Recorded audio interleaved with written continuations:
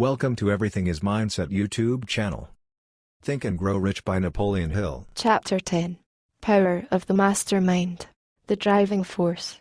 The ninth step toward riches. Power is essential for success in the accumulation of money. Plans are inert and useless, without sufficient power to translate them into action. This chapter will describe the method by which an individual may attain and apply power. Power may be defined as organized and intelligently directed knowledge. Power, as the term is here used, refers to organized effort, sufficient to enable an individual to transmute desire into its monetary equivalent. Organized effort is produced through the coordination of effort of two or more people, who work toward a definite end, in a spirit of harmony. Power is required for the accumulation of money. Power is necessary for the retention of money after it has been accumulated. Let us ascertain how power may be acquired. If power is organized knowledge, let us examine the sources of knowledge. A. Infinite intelligence. This source of knowledge may be contacted through the procedure described in another chapter, with the aid of creative imagination. B. Accumulated experience. The accumulated experience of man, or the portion of it which has been organized and recorded, may be found in any well-equipped public library. An important part of this accumulated experience is taught in public schools and colleges, where it has been classified and organized. C. Experiment and research. In the field of science, and in practically every other walk of life, men are gathering, classifying, and organizing new facts daily. This is the source to which one must turn when knowledge is not available through accumulated experience. Here, too, the creative imagination must often be used. 175. Knowledge may be acquired from any of the foregoing sources. It may be converted into power by organizing it into definite plans and by expressing those plans in terms of action. Examination of the three major sources of knowledge will readily disclose the difficulty an individual would have, if he depended upon his efforts alone, in assembling knowledge and expressing it through definite plans in terms of action. If his plans are comprehensive, and if they contemplate large proportions, he must, generally, induce others to cooperate with him, before he can inject into them the necessary element of power. Gaining power through the mastermind.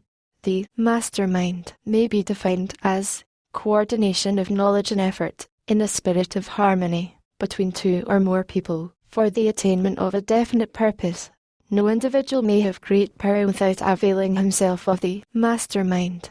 In a preceding chapter, instructions were given for the creation of plans for the purpose of translating desire into its monetary equivalent. If you carry out these instructions with persistence and intelligence, and use discrimination in the selection of your mastermind group, your objective will have been halfway reached, even before you begin to recognize it.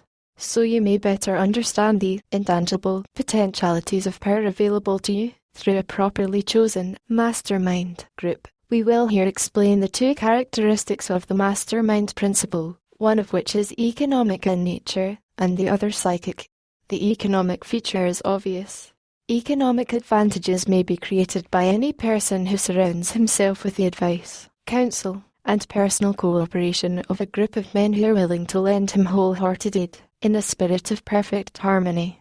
This form of cooperative alliance has been the basis of nearly every great fortune. Your understanding of this great truth may definitely determine your financial status. The psychic phase of the mastermind principle is much more abstract, much more difficult to comprehend, because it has reference to the spiritual forces with which the human race, as a whole, is not well acquainted. You may catch a significant suggestion from this statement: no two minds ever come together, without, thereby, creating a third, invisible, intangible force which 176 may be likened to a third mind. Keep in mind the fact that there are only two known elements in the whole universe, energy and matter. It is a well-known fact that matter may be broken down into units of molecules, atoms, and electrons. There are units of matter which may be isolated, separated, and analyzed. Likewise, there are units of energy. The human mind is a form of energy, a part of it being spiritual in nature. When the minds of two people are coordinated in a spirit of harmony, The spiritual units of energy of each mind form an affinity, which constitutes the psychic phase of the mastermind. The mastermind principle, or rather the economic feature of it, was first called to my attention by Andrew Carnegie over 25 years ago. Discovery of this principle is responsible for the choice of my life's work. Mr. Carnegie's mastermind group consisted of a staff of approximately 50 men, with whom he surrounded himself, for the definite purpose of manufacturing and marketing steel. He attributed his entire fortune to the power he accumulated through this mastermind. Analyze the record of any man who has accumulated a great fortune, and many of those who have accumulated modest fortunes, and you will find that they have either consciously or unconsciously employed the mastermind principle. Great power can be accumulated through no other principle. Energy is nature's universal set of building blocks, out of which she constructs every material thing in the universe, including man, and every form of animal and vegetable life. Through a process which only nature completely understands, she translates energy into matter. Nature's building blocks are available to man in the energy involved in thinking. Man's brain may be compared to an electric battery. It absorbs energy from the ether, which permeates every atom of matter, and fills the entire universe. It is a well-known fact that a group of electric batteries will provide more energy than a single battery. It is also a well-known fact that an individual battery will provide energy in proportion to the number and capacity of the cells it contains. 177. The brain functions in a similar fashion. This accounts for the fact that some brains are more efficient than others, and leads to this significant statement: a group of brains coordinated, or connected, in a spirit of harmony, will provide more thought energy than a single brain, just as a group of electric batteries will provide more energy than a single battery. Through this metaphor, it becomes immediately obvious that the mastermind principle holds the secret of the power wielded by men who surround themselves with other men of brains. There follows, now, another statement which will lead still nearer to an understanding of the psychic phase of the mastermind principle. When a group of individual brains are coordinated and function in harmony, the increased energy created through that alliance becomes available to every individual brain in the group. It is a well-known fact that Henry Ford began his business career under the handicap of poverty, illiteracy, and ignorance. It is an equally well-known fact that, within the inconceivably short period of 10 years, Mr. Ford mastered these three handicaps, and that within 25 years he made himself one of the richest men in America. Connect with this fact the additional knowledge that Mr. Ford's most rapid strides became noticeable from the time he became a personal friend of Thomas A. Edison, and you will begin to understand what the influence of one mind upon another can accomplish. Go a step farther, and consider the fact that Mr. Ford's most outstanding achievements began from the time that he formed the acquaintances of Harvey Firestone, John Burroughs, and Luther Burbank, each a man of great brain capacity, and you will have further evidence that power may be produced through friendly alliance of minds. There is little if any doubt that Henry Ford is one of the best informed men in the business and industrial world. The question of his wealth needs no discussion. Analyze Mr. Ford's intimate personal friends, some of whom have already been mentioned, and you will be prepared to understand the following statement. Men take on the nature and the habits and the power of thought of those with whom they associate in the spirit of sympathy and harmony. Henry Ford whipped poverty, illiteracy, and ignorance by allying himself with great minds, whose vibrations of thought he absorbed into his own mind. Through his association with Edison, 178, Burbank, Burroughs, and Firestone, Mr. Ford added to his own brain power the sum and substance of the intelligence, experience, knowledge, and spiritual forces of these four men. Moreover, he appropriated and made use of the mastermind principle through the methods of procedure described in this book. This principle is available to you. We have already mentioned Mahatma Gandhi. Perhaps the majority of those who have heard of Gandhi look upon him as merely an eccentric little man who goes around without formal wearing apparel and makes trouble for the British government. In reality, Gandhi is not eccentric, but he is the most powerful man now living, estimated by the number of his followers and their faith in their leader. Moreover, he is probably the most powerful man who has ever lived.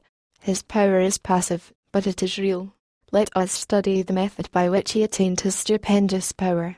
It may be explained in a few words. He came by power through inducing over 200 million people to coordinate, with mind and body, in a spirit of harmony, for a definite purpose. In brief, Gandhi has accomplished a miracle, for it is a miracle when 200 million people can be induced, not forced, to cooperate in a spirit of harmony, for a limitless time. If you doubt that this is a miracle, try to induce any people to cooperate in a spirit of harmony for any length of time. Every man who manages a business knows what a difficult matter it is to get employees to work together in a spirit even remotely resembling harmony. The list of the chief sources from which power may be attained is, as you have seen, headed by infinite intelligence. When two or more people coordinate in a spirit of harmony, and work toward a definite objective, they place themselves in position, through that alliance, to absorb power directly from the great universal storehouse of infinite intelligence. This is the greatest of all sources of power. It is the source to which the genius turns. It is the source to which every great leader turns, whether he may be conscious of the fact or not. The other two major sources from which the knowledge, necessary for the accumulation of power, may be obtained are no more reliable than the 5 senses of man. The senses are not 179. Always reliable. Infinite intelligence does not err. In subsequent chapters, the methods by which infinite intelligence may be most readily contacted will be adequately described. This is not a course on religion. No fundamental principle described in this book should be interpreted as being intended to interfere either directly or indirectly with any man's religious habits. This book has been confined, exclusively, to instructing the reader how to transmute the definite purpose of desire for money into its monetary equivalent. Read, think, and meditate as you read. Soon, the entire subject will unfold, and you will see it in perspective. You are now seeing the detail of the individual chapters. Money is as shy and elusive as the old-time maiden. It must be wooed and won by methods not unlike those used by a determined lover in pursuit of the girl of his choice.